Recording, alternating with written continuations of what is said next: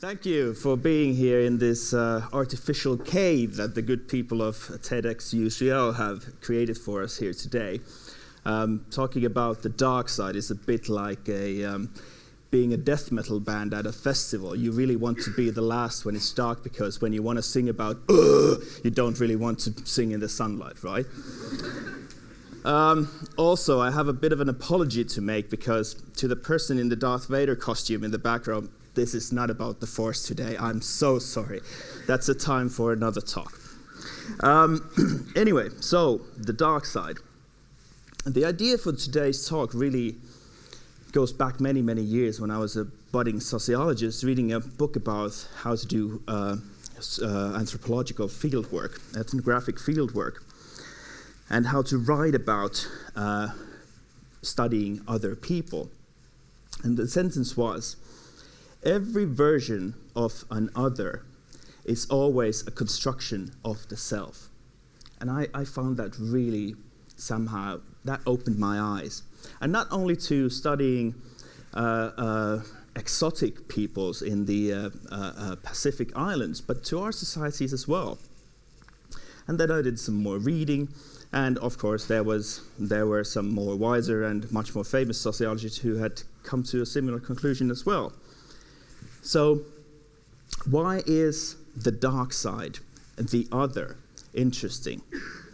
Well, basically, the sociological axiom, if you will, is that to confirm an identity, it's often more easy to say what we are not than to say what we are. So basically, we need evil to recognize good. All right? And symbolically, in the Western world, of course, this is what we're talking about. This is St. Michael smiting down the devil.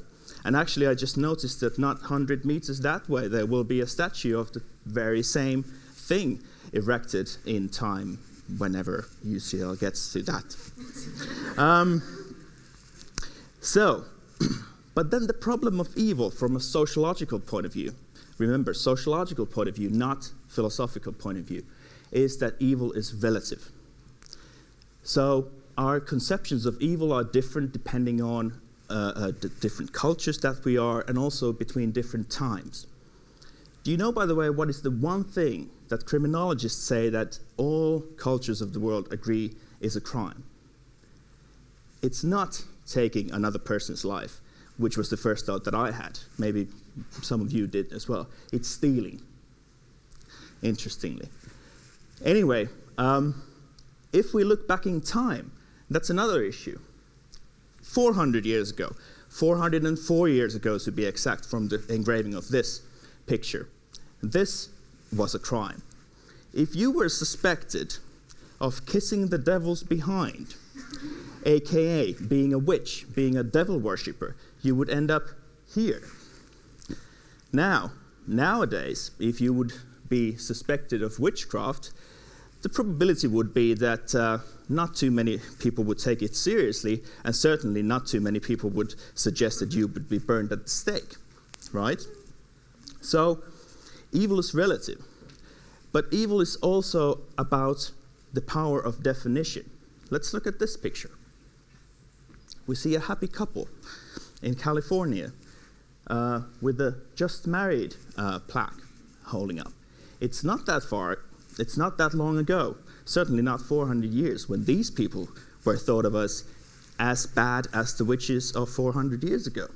And this discussion is obviously still going on. Quite a lot of people still think that this represents evil, sin, and is an abomination. So the power, those who have the power to define evil have the power to change the definitions of evil. Okay. Now the final point, or the final 2 points, is that there's something peculiar about modernity, and this applies to evil as well. If there's one thing that sociologists agree, almost all sociologists agree on, is that we are going through a phase of individualization, rapid individualization. And this applies to evil as well. The point is that the less we tend to see the devil behind all bad things, the more we tend to see individuals behind bad things. So we have a fixation on monsters. And here are probably the two best-known monsters of the 20th century, for example. Now, of course, we have monsters in our time as well.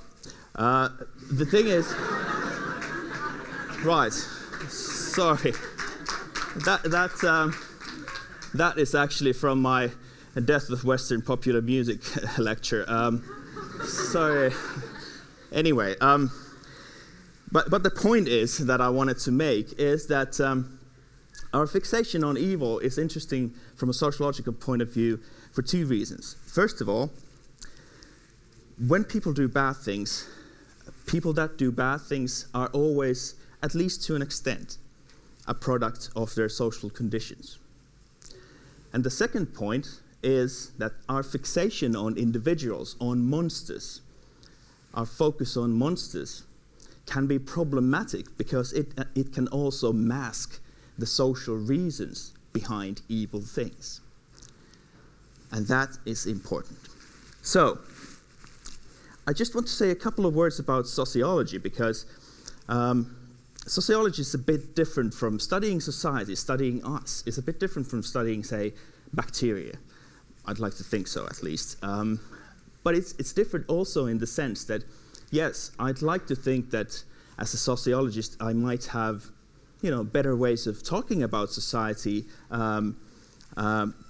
maybe more justified analyses of society. But the good thing about sociology is that everyone can do it. You all observe society as you go. You all make analyses, if you want to call them that, or hunches or whatever, about the people around you, and also about good and evil. So this thing about the sociology's dark side is open for everyone. So let me just wrap up. 4 things. First, we need evil to recognize good. To confirm an identity, it's often easier to say what we are not than what we are. Secondly, evil is relative, and it has to do with power. People who have the power to define evil are the ones who can also change our definitions of evil. Third, people that do bad things are always products of their social conditions. I know there are some people working with genes at UCL that probably would dispute this, but I would still hold my ground as a sociologist. I say to some extent, but there is a point about being a member of a society. And finally, our fixation with monsters can be problematic because it can blind us to social reasons for evil things. And those are the 4 reasons why we need a sociology of the dark side.